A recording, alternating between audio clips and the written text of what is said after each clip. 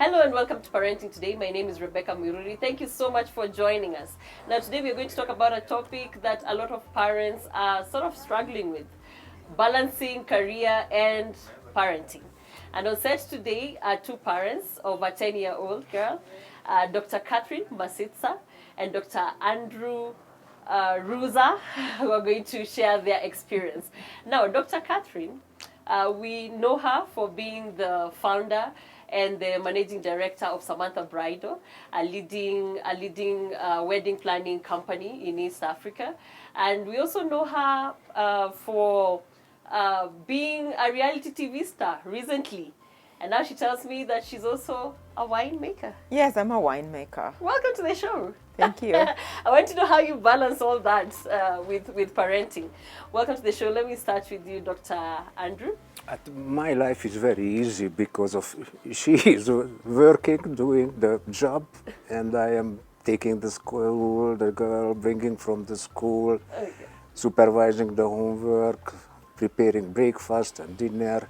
So I'm trying to help her as much as possible. As much as possible. Yes. Let me now go back to the top again from the beginning. She's now 10 years old. Yes. How was it, like when you got married and now just raising this child? And at that time, I know Samantha Bridal was there. You keep adding, titles to your name, which is so beautiful. Like, over time, your career has grown. So tell us about that. Okay. At what point were you career-wise at that time when you gave birth to her? Okay, so we've been married for almost 20 years and we were together for 7 years before that. So Andrea was born 2013? 2013. Yeah, 2012 December. And but at the time when we got married, we were actually very intentional. So I think we need to, he's a consultant neurologist and psychiatrist, and I'm a business person. So at the time when we decided that we wanted to have a child, we had to be very intentional that we are going to parent. And so at the moment we don't have like a nanny who's looking after the child. So it means that we had to make career adjustments. So, I mean, because you can see we waited for so long to have a child, yes. And it is like, what money is this we didn't make? We were waiting for the child to come so that we can make the money. Yes. So what we did was that he had to reduce his number of times that he sees his patients. And so that would allow me to run the business because the business would grow. And so he took a semi-retirement, in the sense that he can still see patients, but still help me where I need the help. Because, in these times, like right now, if I was to compare that to right now, a lot of parents are grappling with the economy and whatnot. Maybe making a career adjustment would mean so much for parents right now. But it actually worked for you. And on the other hand, what were you up to at that time? So at the time when we had the child, obviously it took much, much longer than we expected. I thought we'd get married today and the child comes tomorrow. So that did not happen. So it took us much longer. But at the time when the child was coming, it wasn't even a conversation. It was really easy for us to make that transition, that decision. And I think many of your viewers may know that my parents divorced when I was 2 years old. So for me, in terms of having a child, one of the biggest fears I had in terms of having a child is not being able to look after that child and to provide materially, but also to be available in terms of time. Because I saw the sacrifices my father had to make materially, but also sacrificing the time to be there. So it wasn't something I was willing to make. And even for him, I don't know, maybe... You mean my childhood? Yeah. My parents were working. My mother went to school. She was a teacher. My father was a journalist. So my mom left early. My father came late.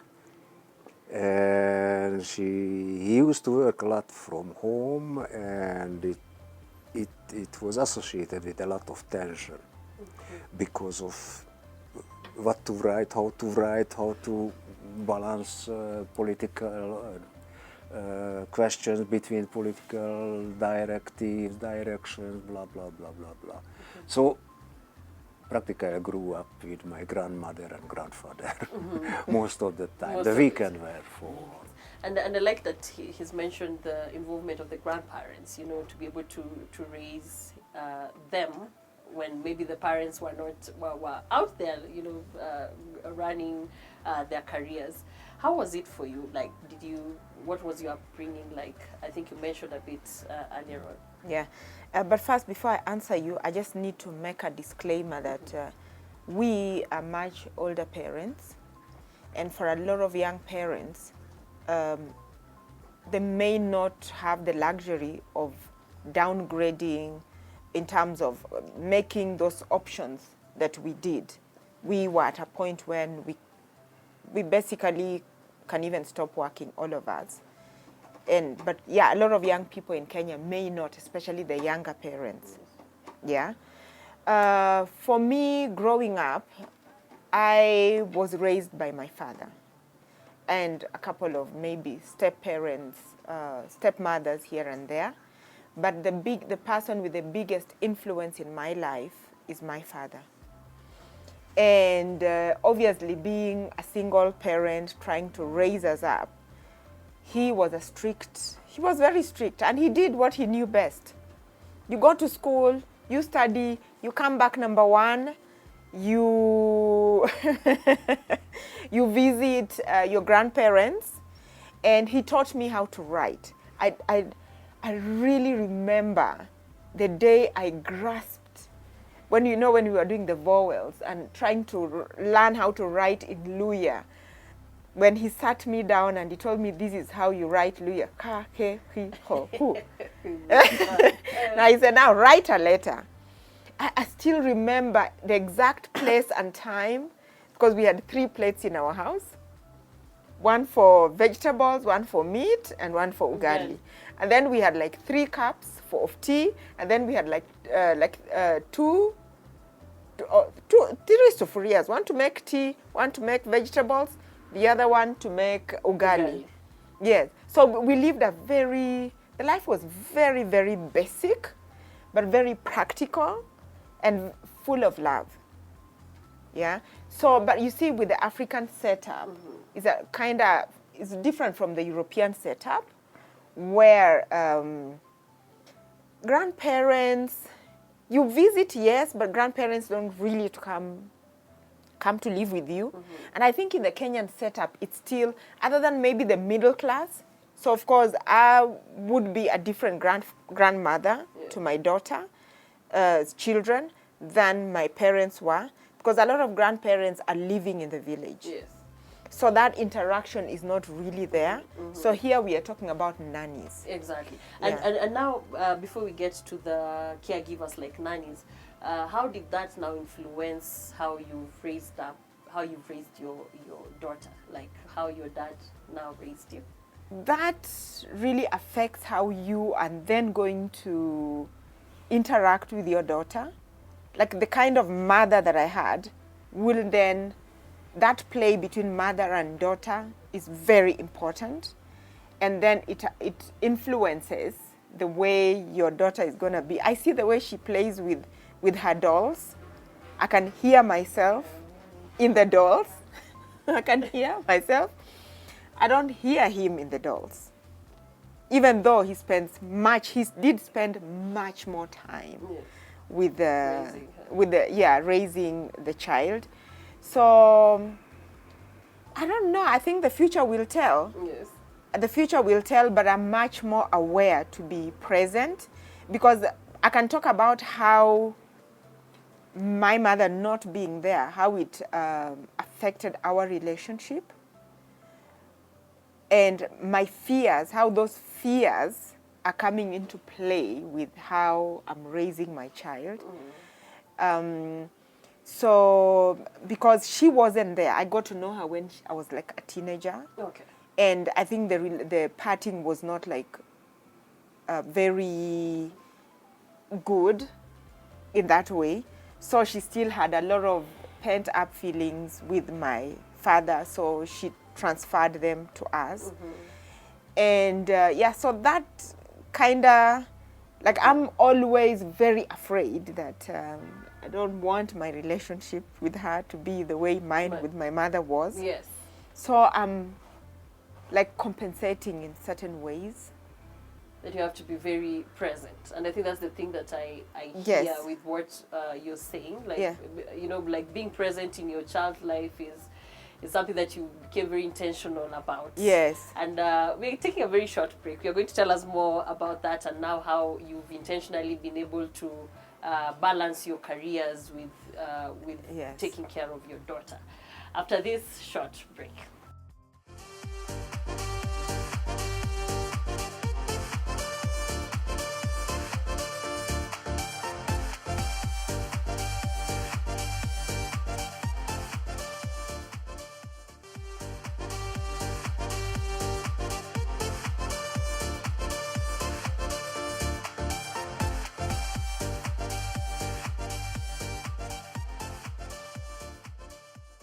Welcome back. You're watching Parenting Today. Today we're talking about balancing your career with parenting as a parent. And on set is Dr. Catherine Masitsa, and we also have Professor Andrew Ruza, who are parents to a 10-year-old girl. And they were just sharing with us what their upbringing was like and how it has influenced how they're bringing up the girl. I want to come to you, Professor Andrew, with you downscaling now your schedule and being able to be present to raise your child. How was that like? And especially here in the African setup, let me just say that. Like, we see a lot of women staying at home. My own mom actually stopped working to take care of us while my dad went to work. So, how is that for you? Like, how did that play out for you? It's natural. In many countries, the father can go for maternity leave and can stay at home for a year or 2 or 3, depending on the system, to take care of the baby or the child or whatever until the child can go to kindergarten. So I don't feel anything bad about it. First of all, that I'm not only dealing with patients, I'm doing supervising other people, articles, doing some editorial jobs, which called peer reviewing other people's article, which we doctors we do for each other as a gratis or a service to help the editors for doing publications. Yeah, so I'm very happy because of I have so much time for my scientific interest. And still you're able to balance that with Yes, raising yes, your I'm daughter. happy. So do you have like a daily schedule that you've worked with over the years, that you know, like, oh, this time I'm dedicating it to my child, this time I'm dedicating it to this and that? Yes. At the early morning breakfast, as I told, preparation for the school, take the child to school, which normally very early, quite frequently she's at 7 o'clock in the morning in the school. Then I come home, do the office work, then I do my work. In the hospital, my patients are scheduled. So I know that this time 1, 2, 3, 4, 5, blah, blah, blah, how many patients I want to see. When there is an emergency, they just call and I go. So it is. It is well. So It's not so doing like a complicated. schedule is very important. Yes, For yes. parents to be able to balance, because we are trying to help parents like to be able to just. So my balance. life is not as hectic as Catherine's life. Her And life not is because of all the time Yes. distraction, right, left, center. Yeah? So I can plan. Okay. She's under considerable more stress. All right. Yeah, I like what I do. It's really my hobby and my interest, and my professional job is just the same. Okay. and it has worked so well. To you, Dr. Catherine, how has that been? You know, when we first got the baby, and you know, there's the night feeding, and I just wondered, how do single women make it? Oh my God, I don't know. Let me tell you, when you see a single mother, by the way, you must like seriously salute them, because I don't know what I would have done. Like, honestly, I do not know what I would have done, because he really was there, like, I would feed, and then he would do the bump and walk around in the room. That I just go to sleep, you know.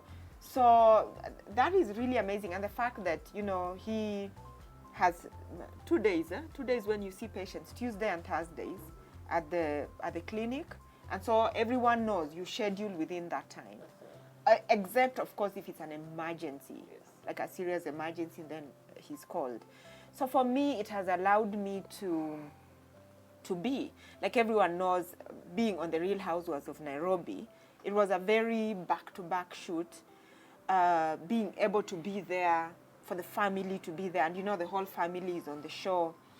And so it helps that we are able to be together, like, I think, we chose well after 27 years. We must have done something right, isn't it? Yeah, because we just know. We just know when he knows when he needs, because we have said we have someone to help us in the house, but we don't have another person. You see, that's why she's here with us, as we are doing. Okay, so it was actually a deliberate move. Yes. Like, to be able to be present. We pick, we drop. For example, so for me, I know on Tuesday afternoons, the days when he's not there, I'm usually in the school. It's the day for sports day, and everyone knows around me. Yeah, like Tuesday afternoons, Dr. C is not available. Yeah, because I like to go to watch her. The parents are allowed to go into the school to watch the games and all that and cheer. So whenever I'm there, I like to go. So it's about really deciding. I mean, honestly, if I haven't made that money, which more money do I need? I was not waiting for her to come to start. So it's about that, and just being aware that there's another human being that is such a blank slate that you have to input. Yeah. I know it's been a challenge, like you said, for younger couples. You know, maybe people are just starting out in their careers and they have children who they have to make time for. Maybe they have to work from Monday to Saturday, and the only time they get to see them is on Sunday.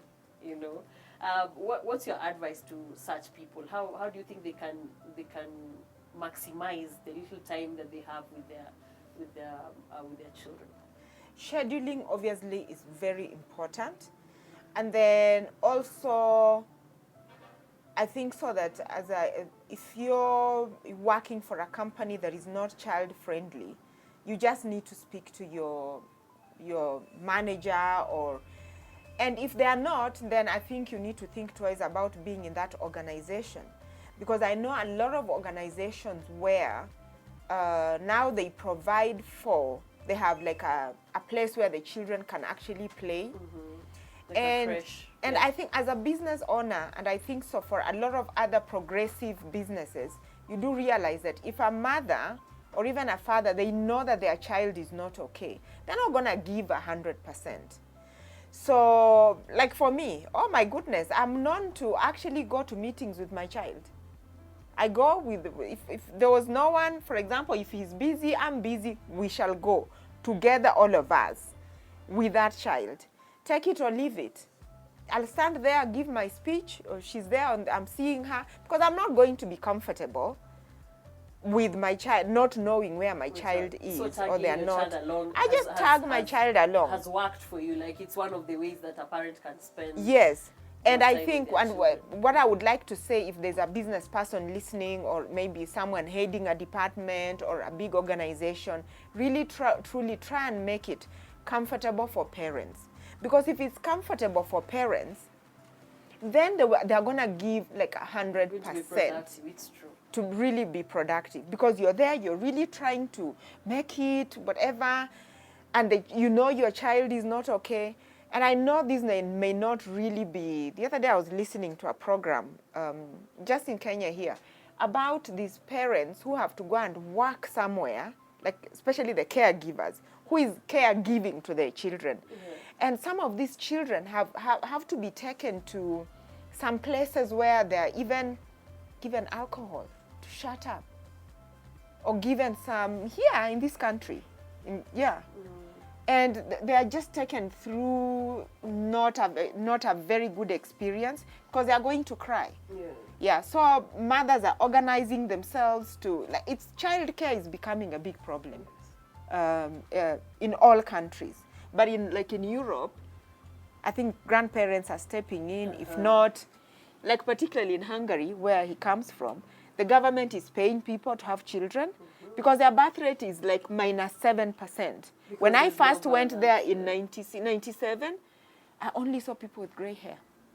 But now everyone is pushing a prom, because the government is actually paying for kindergartens. They are making it possible, because if countries do not take care of that, then you're going to end up with an aging population. Nobody wants to give birth, because women feel being pulled back, because they're having... It interferes with your life. For almost like 2 years, your career sort of... not 18 years, my dear. It's not 2 years. 18 years. 18 years until you release them. And then in fact, 20 from when you're pregnant.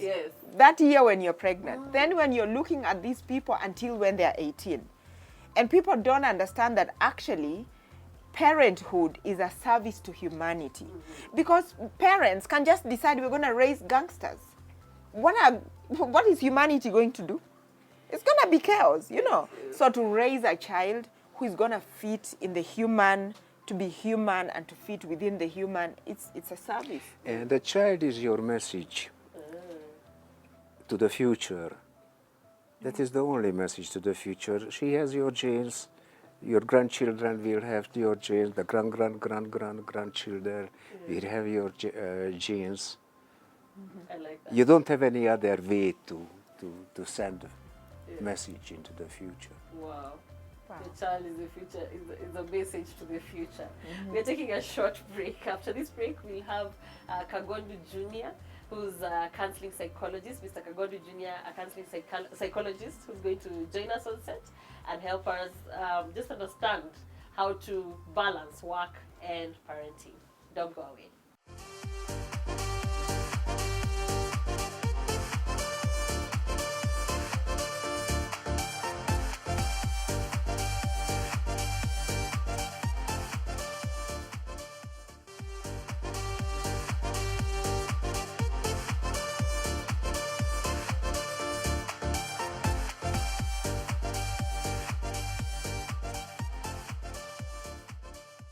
Welcome back. You're watching Parenting Today. Now, today we're discussing balancing your career with parenting.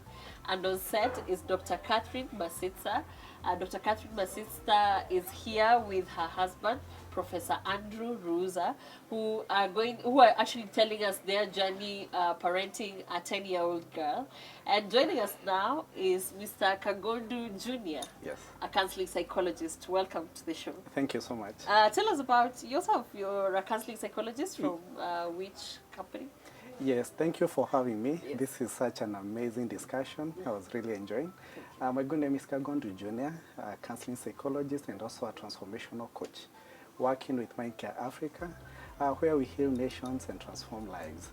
And I'm very passionate when it comes to families, because the family, this is where we actually get to grow, the nation. And what Prof was saying, when you take care of the kids, then you are actually working towards the future. Yes. And that's the beauty about having a good family, which is able to nurture and support the kids in a good way. Wow, that is beautiful. Yeah. Now, talking about balancing career and parenting, is there a balance really? Sometimes I struggle with that. Like, is there a balance really? Yeah, that's a good question, because when you tend to think of having a balance, getting to separate your work your personal life and also maybe family and their social life.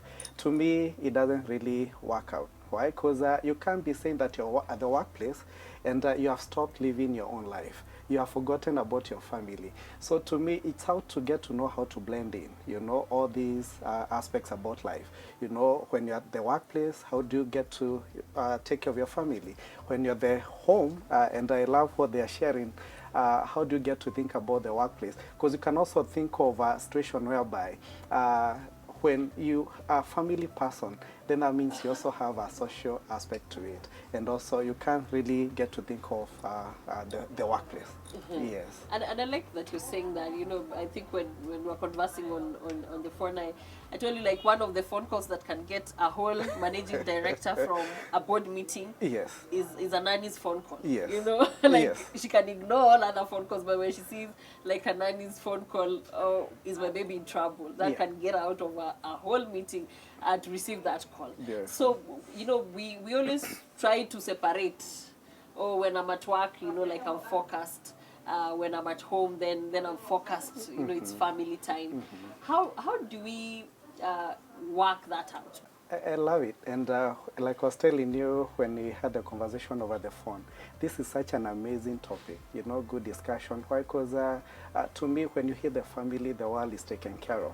And when you look at the origin of the name parent, that is parere, which means giving birth or even producing. And to me, it's not necessarily giving birth that I really want to concentrate on. It would be the aspect of production, because this is the space whereby we produce the artists, talk about the presidents, talk about the doctors, the professors, you know, and that's why we really need to be very intentional. And what I love about this particular couple is their intentionality when it comes to their parenting, you know, the parenthood.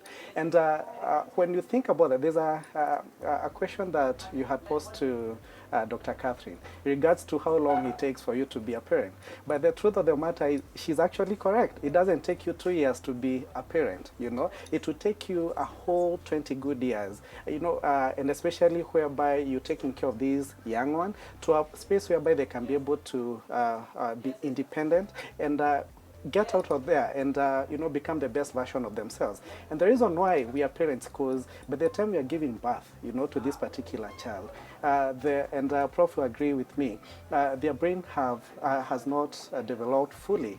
And this is where you find that the head is very small to allow the mother to survive. And that tells you that we need to take care of them, to teach them, to coach them, you know, to guide them, all the way to a space whereby they really understand who they are and, of course, bring out the best in who they are. And that's why as parents we really need to be very intentional and be very careful. And, you know, talking of the African parent, of course, there are so many dynamics that come to play.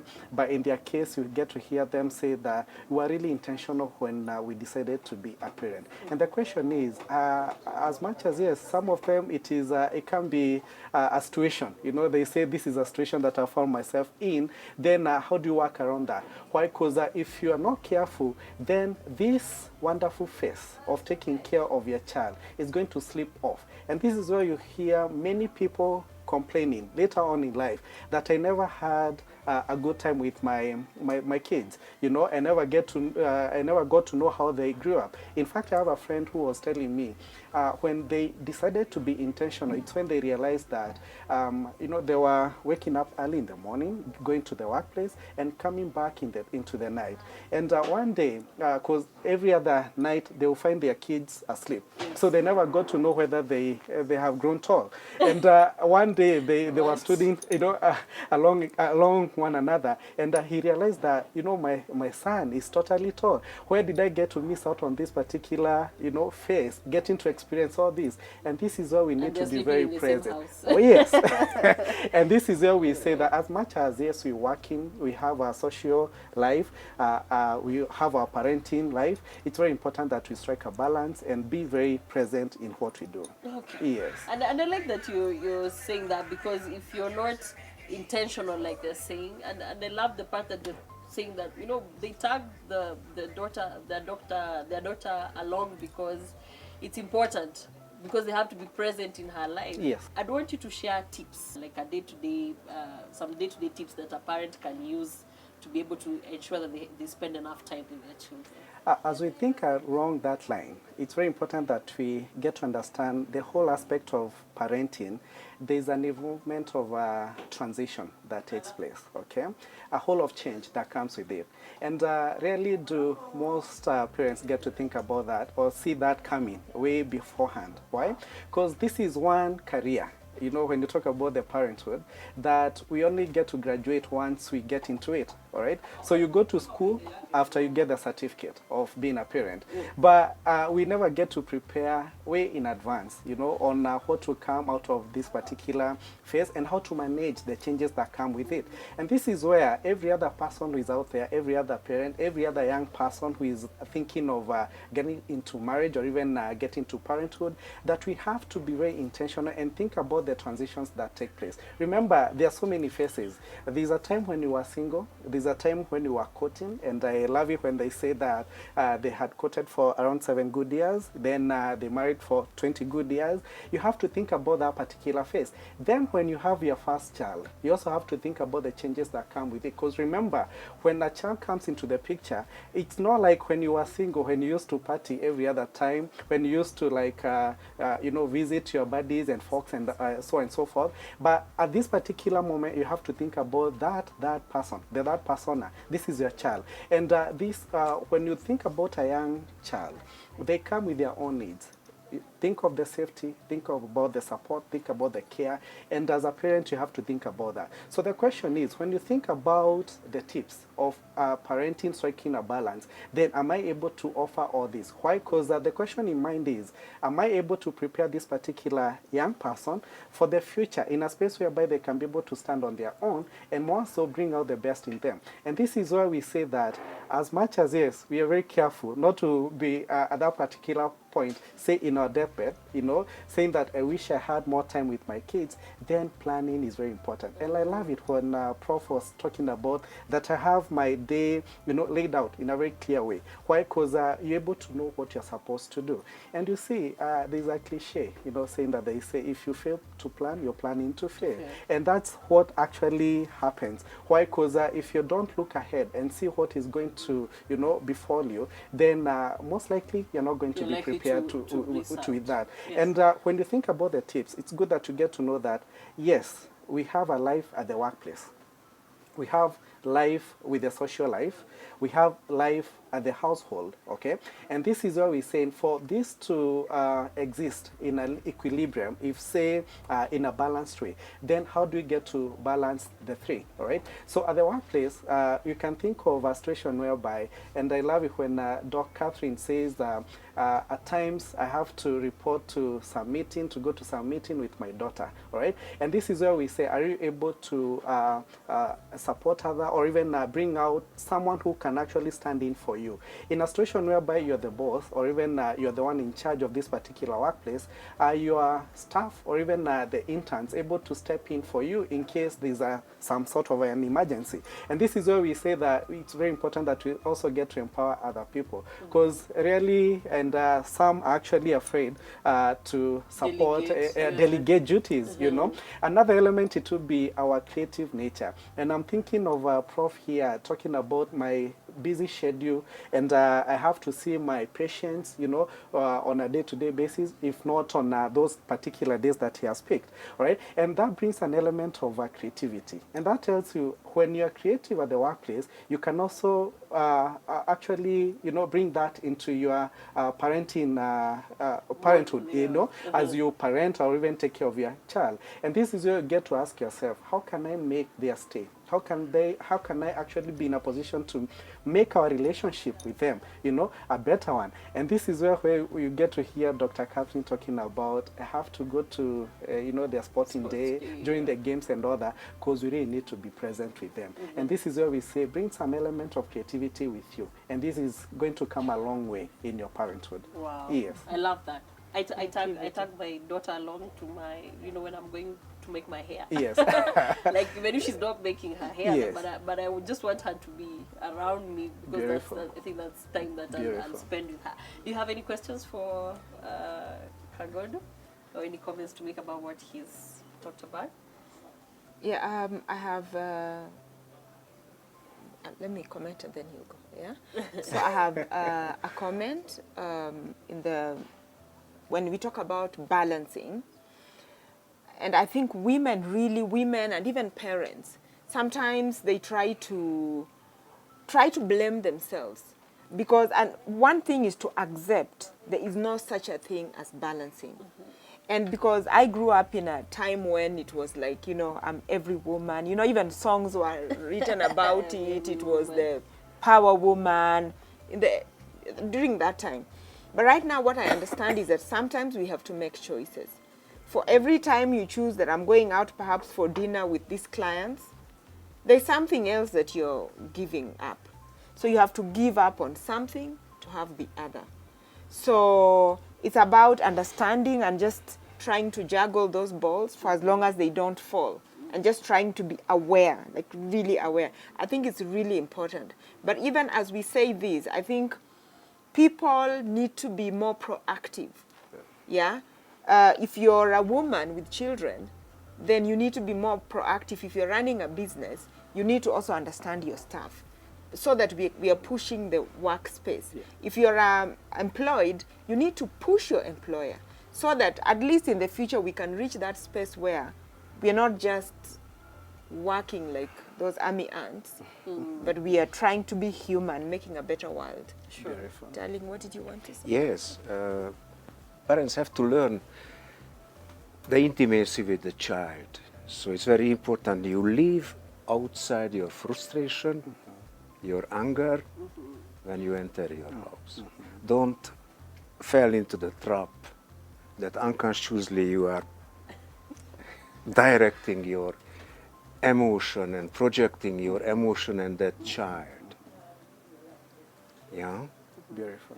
So the projection, to project something is very simple, very easy, and like an automatism. Wow. Sure. Yeah. Yeah, so That? have an introspection, watch yourself. Don't put emotions to the child where they don't belong. Beautiful. Yeah. And I love that. One of the obligations that parents have is to ensure that they enhance the well-being of this particular child.